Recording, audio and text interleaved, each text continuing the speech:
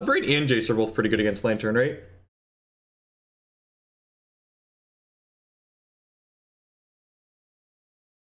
Turn 1, Relic. Turn 2, Eldrazi Displacer. Path to Exile, sounds good. Dream Decker, thank you.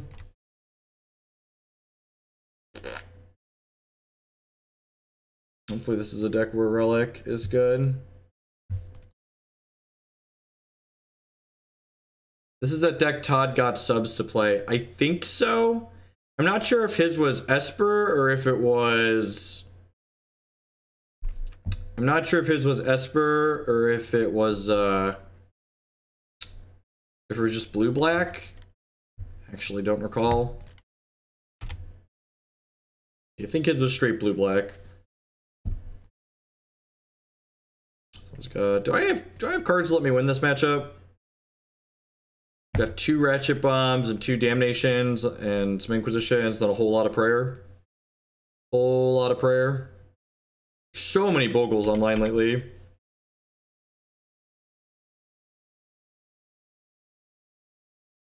So many Bogles online.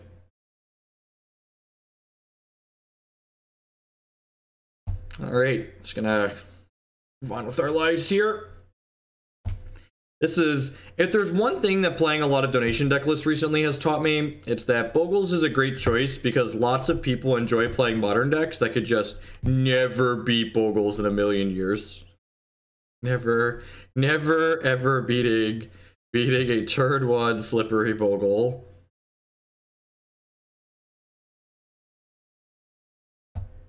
Oh, I'm unsure.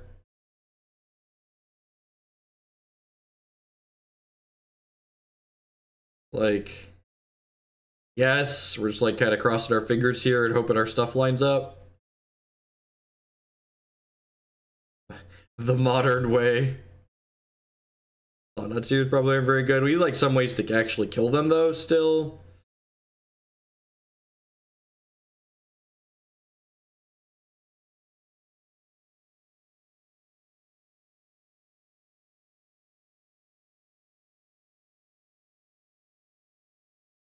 Yeah, Bogles does beat itself. That is completely true. I agree with that assessment. Is that Bogles is its own worst matchup. I firmly agree with that assessment.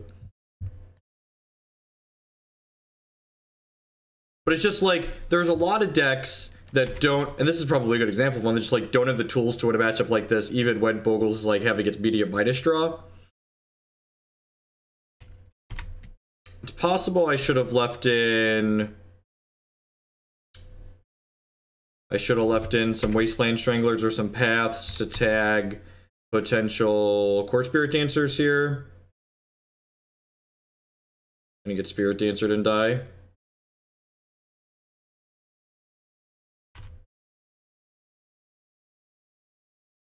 We have our Reality Smasher shaped Jeep here, but yeah, I think I messed up by not leaving removal in for this.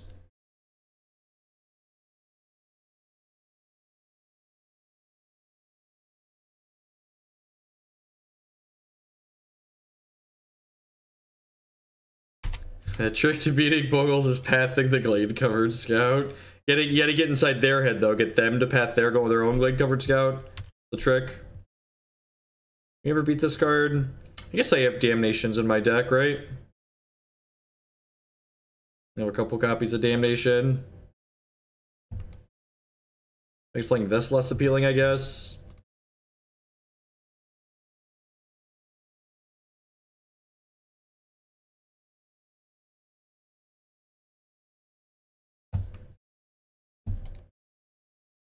Alright, we just... Never beating Hyena Umbra on this, once I boarded out my paths. I think that was a mistake. Usually, I leave in 2 to 3 pieces of removal. It was a bad gut reaction, just like pull all the paths out. I should have left probably 3 is the right number. I think it's decent, right? It's like turn 2 Eldrazi Displacer.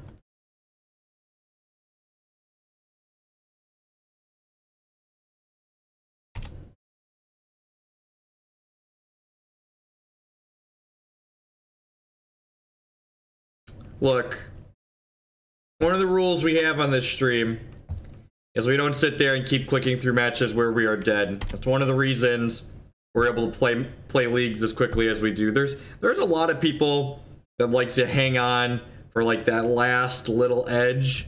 I'm not one of those people. I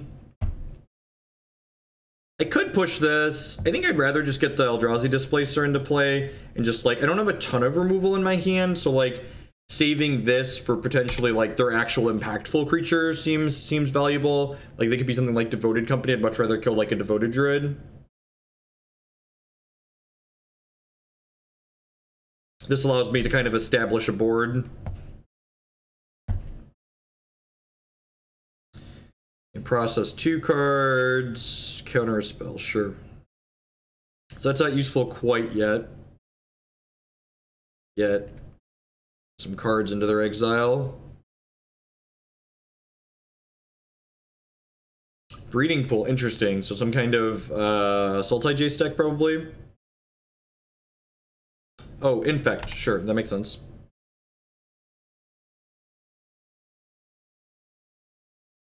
It's aggressive.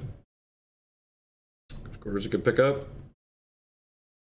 The only change I made from the submitted deck list, this is a donation deck list like most of the ones we play. They had 4 Ghost Quarters in their deck. I split the Ghost Quarters 2 and 2 with Field of Ruin just because I was a little bit worried about drawing too many drawing too many colorless sources with the deck. Why am I not at SCG&D? Why would I want to play a format that's as relevant as Frontier? Like, I don't travel for Frontier tournaments. Why would I travel for SCG&D? An Infect beat Displacer. That's a good question. If I like, active Displacer is gonna be real good.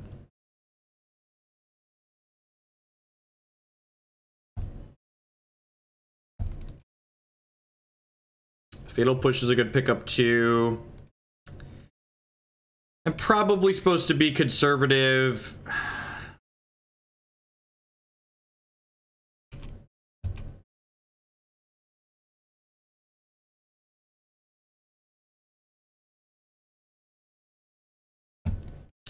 I think I'm just playing this Ulamog's Nullifier out. Just like get my 2/3 into play and start giving them the business. Yeah, I think we just like don't play the Reality Smasher until it's like lethal, and we just try and give them the business here. Come on, cometh at me, bro. I mean, even Blessing's not really good. This is devoid. Apostle's Blessing doesn't do anything. And like, I can actually interact with this 3 times here, so I'm gonna be aggressive and blink it pre-combat. Or blink it when it attacks and triggers these. Because I can blink it, push it, Ghost Quarter it, push it louder. And if they're making this attack signifies that they potentially think they can beat 2 pieces of interaction, but this 3rd might be relevant. I mean, like, the tour events are still like reasonable value. I'm just like, other priorities now. Like, I was gonna go to the Open this weekend, but like, it would be silly of me to spend $300 going to an SCG Open when like I stand to make that much money streaming this weekend, right? Just like, would much rather, like, this is a high volume time to like be streaming.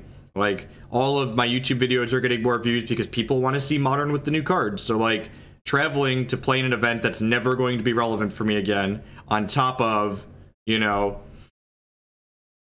top of everything else, it's like, why would I do that? Why would I do that? Wow. Just give me the 2-for-1. Give it to me, baby. Give it to me, baby. The Eldrazi ain't the same as, what a crappy Mystic Stake. You're just not Mystic Stake, Mr. Nullifier. You're just not Mystic Stake. Something, right? Alright. Attack for 3.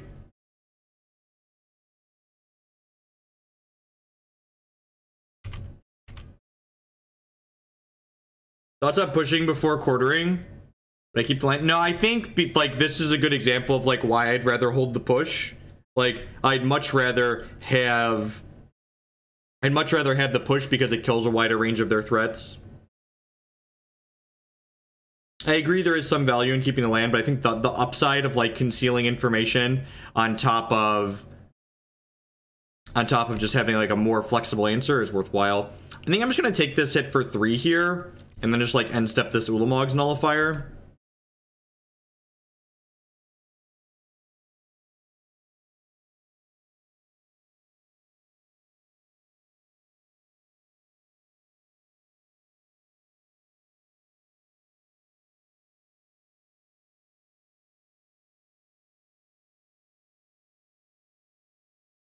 Wow. My opponent's testicles are just fucking huge. My balls are nowhere near as large as theirs. Just Eldrazi Displacer, just yeah, in, ship it, get me. Opponent, I like this line from the opponent. They understand what Modern is about. It's about making them have it. Just like, do you got me? You got me? It's like, do you have the removal? Because I'm gonna try and kill you here. I'm gonna try and kill you here. Sorry, opponent. I've played Magic before. Get ya.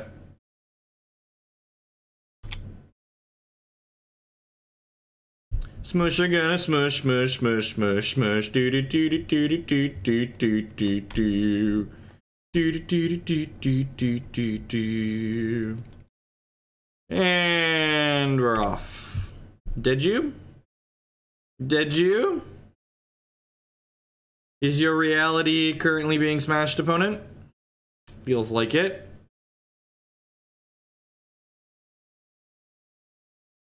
It is a delay. It is in fact a copy of delay. All right, let's bring these in. We actually have a ton of good tools for this matchup, right? I think Ulamog Nullifier is good just because it's flying, like blocks flyers. Ashiok is slow and clunky here, obviously. I think delay is too expensive too, probably. Is this a Damnation matchup? It's probably a Damnation matchup, right? Definitely a Path matchup you get in here. I think he played a straight blue-black version. This one has Path and Displacer in it, but yeah, it's similar. It's similar to what Stevens took in some donations to play. What if I just cut Opt? What if I just didn't play Opt?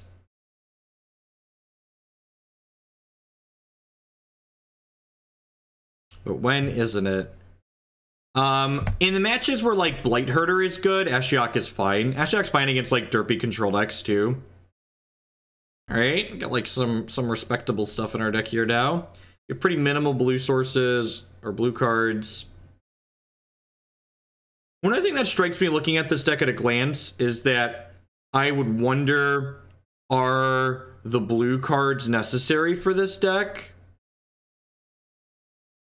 I would wonder, are the blue cards... So Relic does have some impact in this matchup. Relic makes their Become Immenses worse, and we need Relic to enable our things like our Nullifiers. We need Relic to enable things like our Ulamog's Nullifiers. So, it's also just a cantrip. Cantrippin'. Cantrippin'.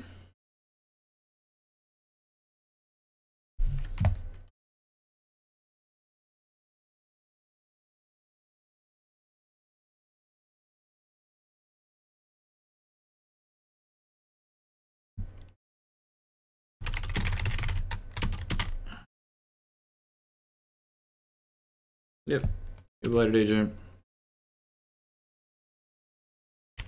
So we played a variation on stream not long ago that was just kind of like it was like a mid-range deck basically. It was like Eldrazi mid-range, like it was basically like a Jund style deck with Thought-Knot Seer and Reality Smasher. It didn't play the bad cards like Thalias and Tide Hollow Skullers and stuff like that, and it felt pretty reasonable. Wow, that's aggressive. Is that like maybe their only target? There's no way that's their only target, right? It was just their only... Alright, sure. That's pretty good for us. That's pretty good for us. They've got Inkmoth, Noble Hierarch left, and we've got a Ghost Quarter for 1. That feels loose on their part, burning the vines like that. Because, like, if I had a removal spell, I'd just kill their Blighted Agent in response.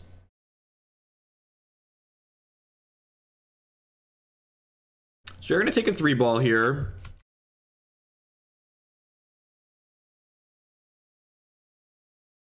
I don't even know if you need Tide Hollow Sculler. I'd have to look back and see what we played before.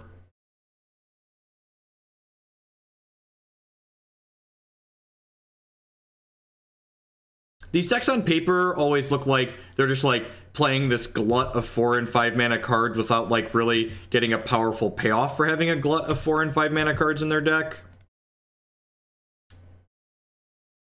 Should I play this Ratchet Bomb? Probably fine.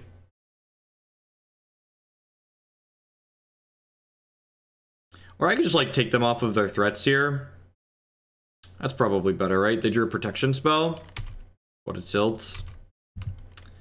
Alright. This is why you fight over things like this on your turn. Opponent, if we would have tried to Fatal Push this on my opponent's turn, they would have gotten +2/+2 out of it. So I'm gonna tick this up now before I forget. We're gonna take 3 more Infect here. Hopefully we rip and untap Black Source next turn and get to just windmill this Damnation.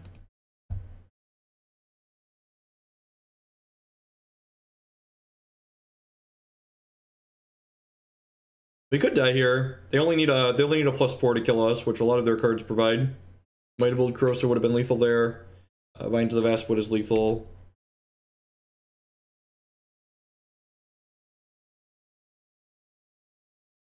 Ding. Put a cherry on top, chat. She's done. It's the middle of Saturday, right? There are also, we don't have a ton of people in here just yet, right? There's not even 300 folks.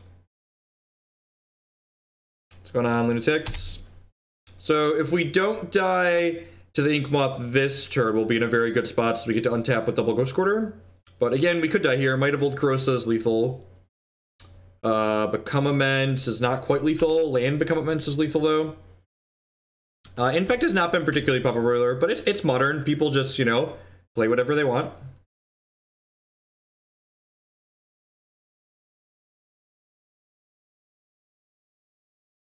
Just waiting for the Ashiok to happen. Giant Growth would have been lethal there. You are not wrong.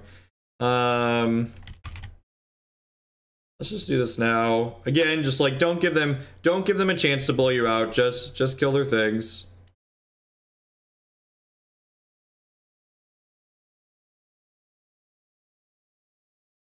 Aces, hope you feel better. Ratchet Bomb is not hitting Moth. It is not, in fact, non-lands. Play this. Pop this. Looking for a land drop. Take a Fatal Push, I guess.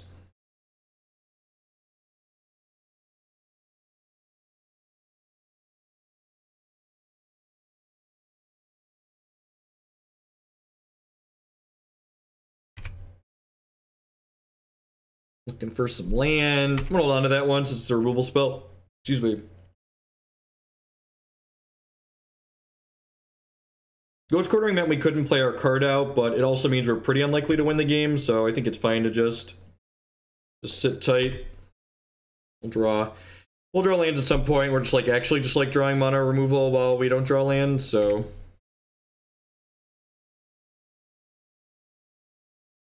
Temple.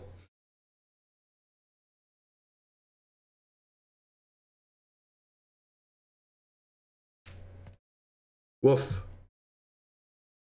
Well, I mean, sure.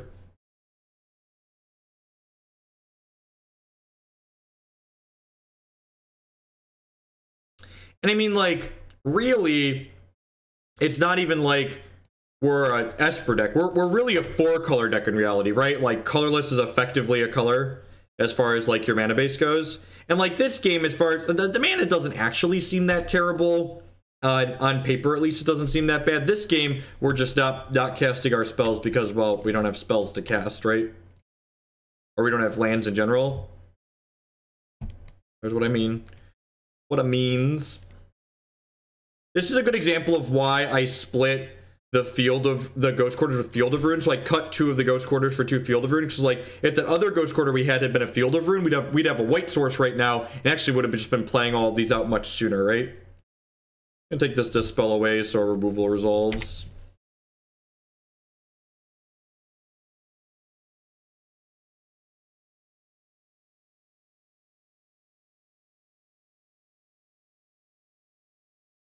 Yeah, that's true. The upside of getting to play the cards that we're playing is that we get to play a bunch of tri-lands, basically, right? Like this makes 3 of the colors in our deck.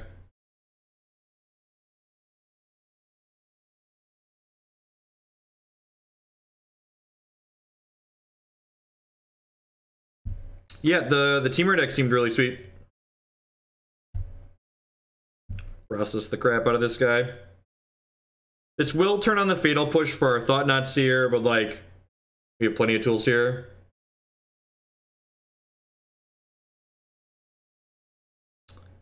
I haven't watched any of the GP Lions coverage, but the Toronto coverage last weekend was really good.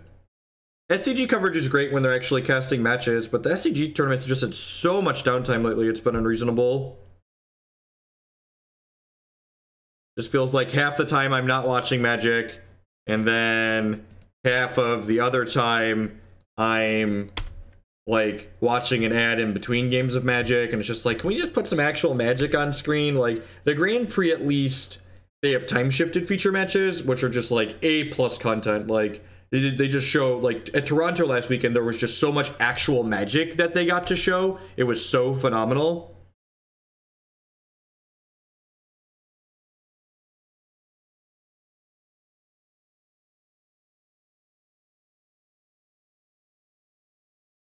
I forgot to play this Relic of Progenitus. So, if anyone wants to ask why didn't I play the Relic of Progenitus, it's because I wasn't paying attention.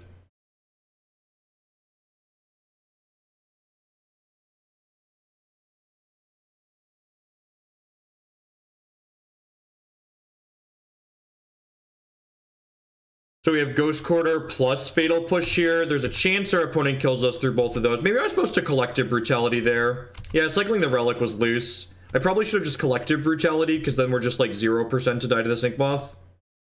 Actually, I should have just Ghost Quartered on my turn, right? I keep talking about being proactive with these things. I'm just like throwing this game in the dumpster, potentially.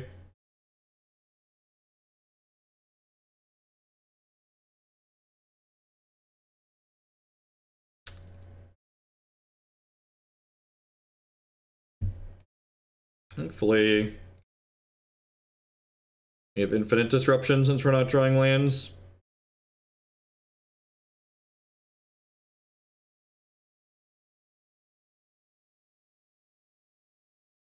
Again, just doing this now, so that way my opponent... It does take us off our 4th land again, but just, like, guaranteed keeping my opponent's threats off the table, especially when I already have 1 threat here, it's pretty reasonable.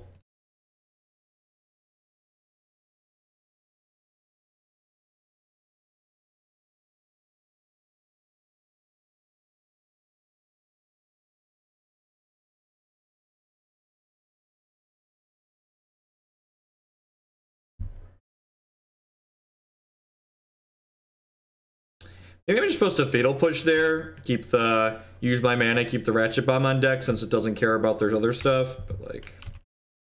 We probably have a Build Our Own Adventure book for victory here.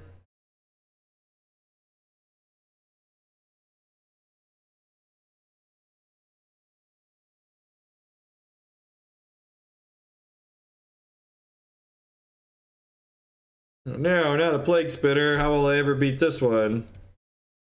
You know, their last card's a second Pendelhaven.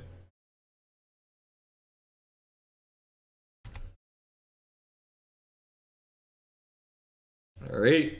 That turns on Nullifier, so this game's a wrap at this point. They've got plenty of cards in Exile. So, like, if they They play a spell, Ulamog Nullifier counters it. If they don't play a spell, we flash in the Nullifier anyways and just untap and kill them.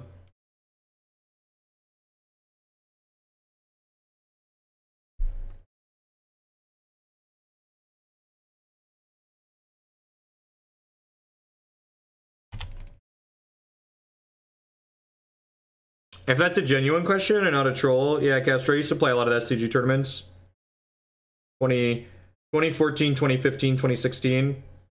2014 and 2016, I made their Players' Championship for both of those years, because I played a bunch, and 2015, I didn't play a ton. I just played mostly the Midwest events, but 2014 and 2016, I played a bunch. 2013, too, I suppose. They didn't have a PC in 2013. All right, sweet. Well, we're 1-1. Esper Eldrazi.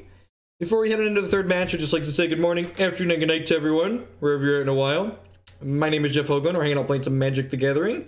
We stream many days a week on this channel. If you're enjoying what you see, please make sure you hit that follow button. It doesn't cost you anything, helps other people find my stuff. You can also, if you're really enjoying what you see and help support me past that, the best way to do is by subscribing on Twitch. That helps support me financially directly so I can spend more time producing content like this. You'll support my content by supporting my sponsors. mtgotraders.com would love to buy and sell Magic Online cards with you. If you use code Hogan PayPal at checkout with them, you'll save 8% on your singles orders there. CoolStuffInc.com buys and sells a lot of cool stuff, including TCG singles. Using promo code Jeff5, you can save 5% on Magic, Pokemon, and Yu-Gi-Oh cards with them. InkedGaming.com would love to help you customize your gaming experience. Using code Jeff12, you can save 12% on custom playmats, mouse pads, binders, bags, all sorts of stuff there. And finally, this stream is made possible by Anoronics and viewers like you. Thanks everyone for watching. I really do appreciate it. There's a lot of different things you could be doing on your weekend. You're choosing to spend part of your Saturday here with us, waiting for the third batch to pop. How many opens did you win / top 8s? I hold the record for the most open top 8s without a trophy. I have 3 finals appearances. I have 13 or 14 open top 8s, but it depends on how you count opens too, because like a third or maybe even half, I don't actually know the numbers at this point, of those open top 8s go back to when the opens were 1-day 10K tournaments as opposed to the 2-day 15-round tournaments that we have today. It's funny, there's new, I still think of the opens being 2-day tournaments as like the new thing, and like that's just like people that have been getting into Magic the last 2 years, that's just like the norm, right? They've always been like that for them. Can I keep this with a scry? Yeah, I'm gonna keep this with a scry. Let's just draw some lands. Tilt. Oh, we're on the play. Whoops. Definitely should have mulliganed. Any standout Jace deck from our testing so far? It was really good in Kiki Chord. Every deck other than Kiki Chord that we've put Jace in, I've just been like, this Jace should probably be in the sideboard. This Jace isn't good in the main deck. Play Thalia, make me cry. Yep. What are your thoughts on Jason Modern? Seems fine. Seems fine. I'm gonna actually I have a response to that. I have a YouTube video right here, 2.5 minutes. Enjoy.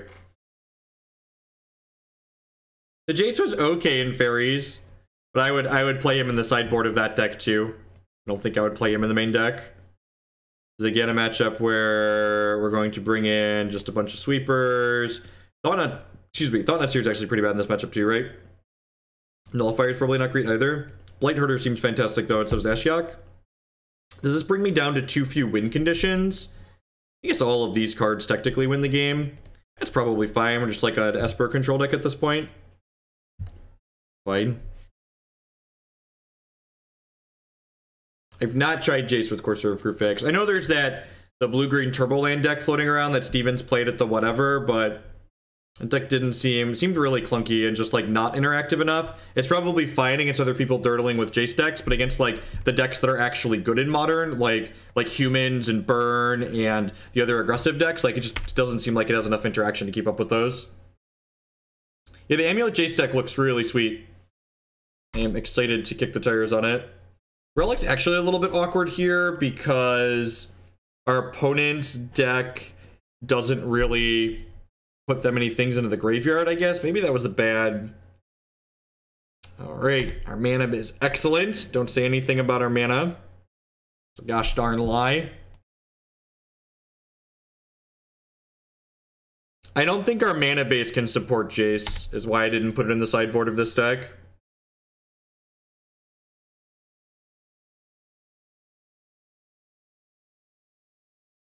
I mean, to be fair, again, when you talk about the mana, like, again, this is a game where I've only drawn 2 lands, and most decks struggle to have their colors when they only have 2 lands, right?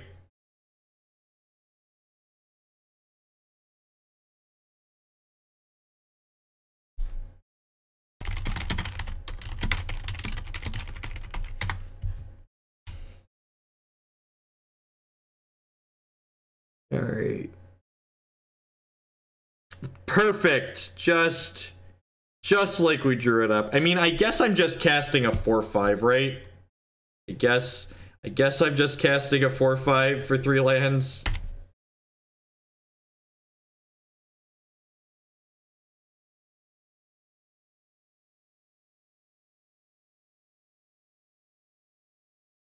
I've seen a lot of people, we actually have 1 or maybe even 2 in the donation list at this point that are like Bant Nightfall style decks, but they're not playing Collected Company and they're just playing Jace, which seems really sweet.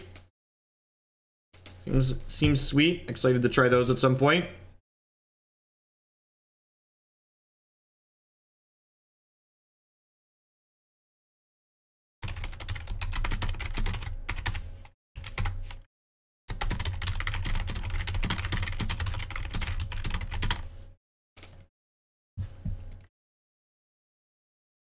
They named Ashiok. What a tilt. What a tilt.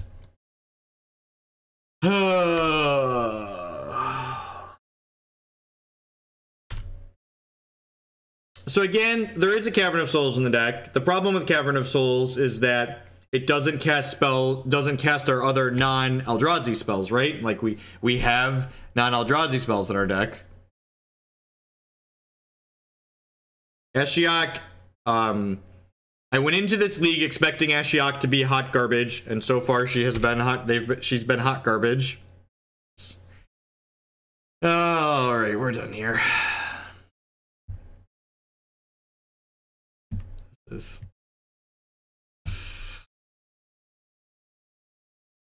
I think playing Esper stretches the mana base a little bit too far in a deck like this. So we're having some struggles here. I also feel like delay in Ulamog's Nullifier, while cute, like the rest of this deck like is a tap out control deck basically, right? Like it's a tap out mid-range control deck essentially, and delay and Ulamog's Nullifier, those cards don't play into this tap out control playstyle, so they make the deck feel like really awkward and clunky. Are we gonna brew and play some Jace decks later? Yeah, the other 2 decks I have in the docket today are Jace decks. We're gonna play Amulet Titan with Jace in it after this league, and then we're gonna play a Teamer mid-range deck after that.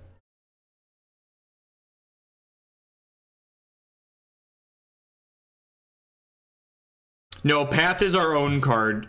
Processing requires putting an opponent's card into their graveyard. I mean, I guess I'm keeping this because this could potentially find me lands, right? After this match, yeah. It's feeling that way.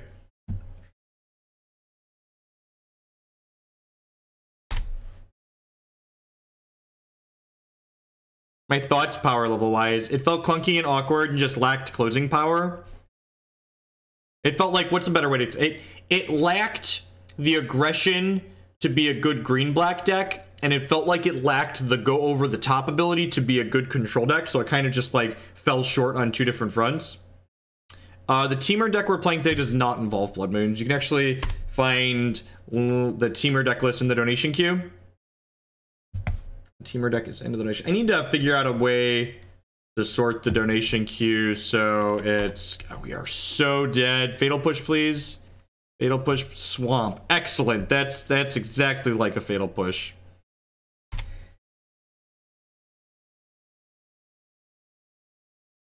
We are just playing Edgar's Amulet deck list, just card for card. So For those who aren't aware, Edgar played a buck ton of Amulet. He's the one that top 16 the Grand Prix with it last weekend before Jace was legal. And he was like, I 4-1'd a couple of leagues. Like, can I stream the deck list? He's like, yes. And I was like, all right, chip it. We can cast Ashiok if we draw it. Yay! Oh, they drew a Thought Seize. Okay. I can't. I can't do this anymore. This is just, you know, people that have watched me stream before. If the deck feels really bad, I gave it 3 honest matches. Let's play some other stuff here. We kind of gave feedback while we were playing through all of those. Just super clunky and awkward. I feel like we're pulling in too many different directions. I feel like the mana is losing us games.